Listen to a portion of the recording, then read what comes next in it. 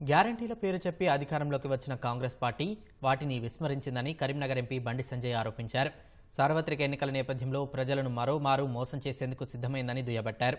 Majority స్థానాలు కైవసం చేసుకుంటామని డాంబికాలు పలికే కాంగ్రెస్ పార్టీ నేతలు ముందుగా వారి కూటమి ప్రధానమంత్రి అభ్యర్థి ఎవరో ప్రకటించాలని డిమాండ్ చేశారు.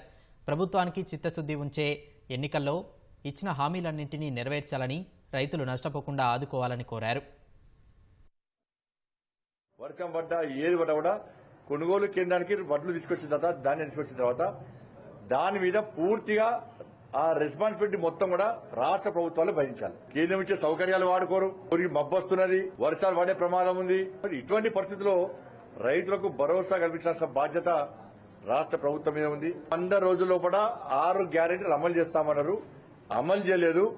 కొంతమంది మంత్రులు అవగాహన లేకుండా అబద్దాలు ఆడుతూ 6 గ్యారెంటీలు అమలు చేస్తామని చెప్పడం వల్ల ప్రజల లోపల అయోమయం వల్ల నెలకొంది. కాబట్టి కాంగ్రెస్ పార్టీ శాసనసభ్యులందరూ కూడా ఇవాళ ఇబ్బందులు పడే పరిస్థితి వచ్చింది. వాళ్ళు బయటికి చెప్పలేక, కక్కలేక, మింగలేక ఉన్నారు. మరి 6 గ్యారెంటీ ఎక్కడ అమలు చేశారు? ఏ దేశంలో అమలు చేశారు? ఏ రాష్ట్రంలో అమలు చేశారు? ఇప్పుడు కర్ణాటక, తెలంగాణ పేరు చెప్పి దేశంలో పాంచినాయ పేరుతో మళ్ళా కొత్త ఎజెండా స్టార్ట్ చేశారు. కానీ మోసం అంటేనే కాంగ్రెస్ పార్టీ. ప్రధానమంత్రి అభ్యర్థి ఎవరో ఇంతవరకు కాంగ్రెస్ పార్టీ స్పష్టం చేయలేకపోతున్నది.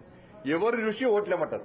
ఈ దేశాన్ని రక్షించాలంటే, ఈ దేశం అభివృద్ధి చెందాలంటే, ఈ దేశంలో పేదల బతుకులు బాగుపడాలంటే, పేదలకు సంక్షేమ పథకాలు నిత్యం కొనసాగాలంటే, నిరంతరం కొనసాగాలంటే నరేంద్ర మోడీ గారు తిరిగి ప్రధానమంత్రిగా కావాల్సిందే.